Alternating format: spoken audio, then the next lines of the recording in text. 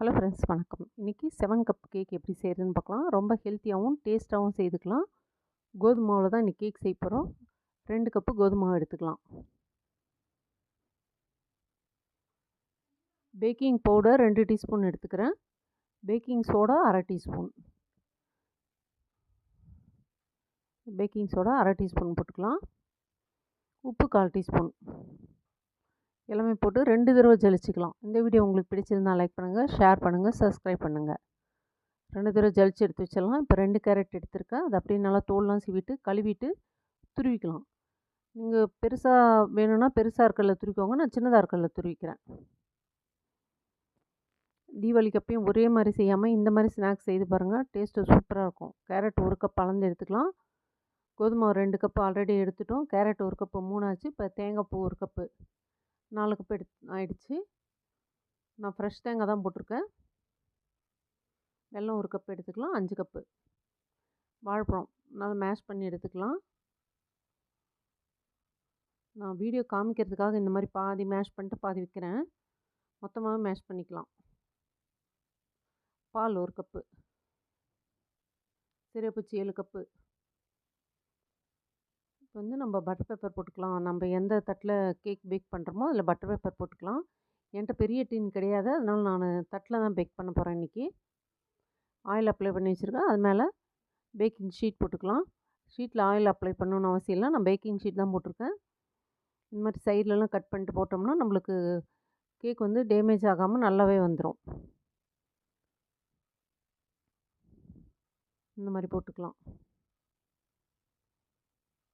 கீழே கூட oil apply எதுக்கு பண்ணுறேன்னா இந்த பேப்பர் ஒட்டுறதுக்காக ஆயில் அப்ளை பண்ணுறேன்.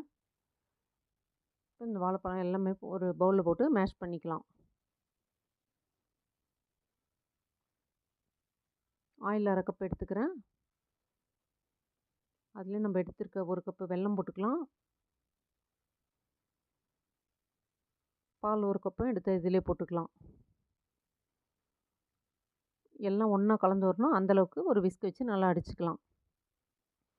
எல்லாமே ஒன்றா இருக்கணும். பால் தனியாக இது தனியாக இருக்கக்கூடாது. வெல்லம் கொஞ்சம் கட்டியாக இருக்குது. மறுபடியும் இன்னும் கொஞ்சம் நேரம் அடிச்சுக்கலாம். பால் எண்ணெய் வெல்லம் 3மே நல்லா கலந்துடணும். இப்போ நம்ம எடுத்து வச்சுருக்க மாவை கொஞ்சம் கொஞ்சமாக போட்டு கலக்கி விட்டுக்கலாம். கோதுமை மாவில் தான் செஞ்சுருக்கோம். ரொம்ப ஹெல்த்தியாகவே இருக்கும்.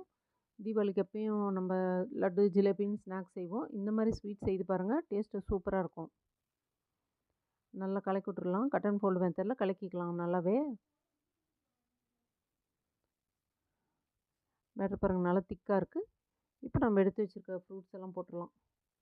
வாழைப்பழம் போட்டுக்கலாம், கேரட் போட்டுக்கலாம், தேங்காய் பூவும் போட்டுக்கலாம்.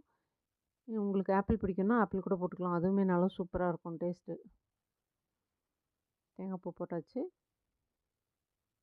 இப்போ கேரட்டும் போட்டுக்கலாம். போட்டு நல்லா கலக்கி விட்டுக்கலாம். வீட்லேயே துவைச்ச தயிர், கெட்டிமான தயிர் ஒரு 1/2 கப் எடுத்துக்கிறேன். புளிப்பு இல்லாமல் இருக்கணும் தயிர். 1/2 கப்பு, எண்ணெய் 1/2 கப் போட்டிருக்கோம். அது 2த்துமே சேர்த்தனா மொத்தமாக 8 கப்பு வந்துடுது.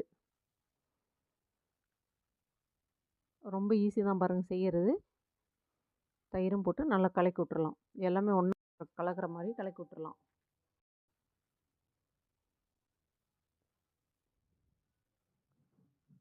வீடியோ கொஞ்சம் லாங்காக இருக்குது. உங்களுக்கு பிடிச்சா பாருங்கள், இல்லை கொஞ்சம் ஸ்கிப் பண்ணி விட்ருங்க. பேட்டர் இந்தளவு திக்னஸ் இருக்கணும். இது அப்படியே எடுத்து அந்த பேப்பரை இந்த பேக்கிங் ட்ரேயில் போட்டுடலாம். அவன் வந்து 180ல் 10 நிமிஷம் ப்ரீ ஹீட் வச்சுட்டேன். பேட்டர்லாம் ஒரே ஈவனாக பண்ணிக்கலாம். அப்போ தான் எல்லாம் ஒரே மாதிரி பொங்கி வரும். ஏர் பபிள்ஸ் இருந்தால் அப்படியே எடுத்து விட்டுடலாம். ஒரு டூத் பிக் வச்சு இந்த மாதிரி செய்துக்கலாம். ஒரே மாதிரி பொங்கி வரும். இந்த மாதிரி செய்யும்போது 2-3 தடவை டேப் பண்ணிக்கலாம். இது மேலே கொஞ்சமாக பாதாம் போட்டுக்கலாம். நம்ம விருப்பம் தாங்க, எந்த நட்ஸ் வேணால் போட்டுக்கிறோம். கொஞ்சமாக எள்ளும் போட்டுக்கலாம். போட்டு இன்னும் ஒரு தடவை டேப் பண்ணிக்கலாம்.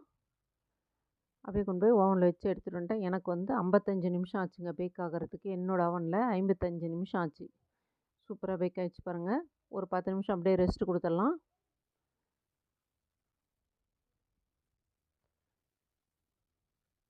அப்படியே ஒரு தட்டு போட்டு கமுத்தரலாம். கேக் பாருங்கள் நல்லா சூப்பராக பேக் ஆகிருக்கு. அந்த தட்டில் வச்சு மறுபடியும் அப்படியே திருப்பி போட்டுக்கலாம். அழகாக வந்துச்சு பாருங்கள் கேக்கு. பார்க்கவே சூப்பராக இருக்குது. டேஸ்ட்டு கூட அட்டகாசமாக இருந்துச்சுங்க. நல்லா ஹெல்த்தியான கேக்கு. நம்ம எல்லாமே ஹெல்த்தியான பொருள் தான் போட்டிருக்கோம்.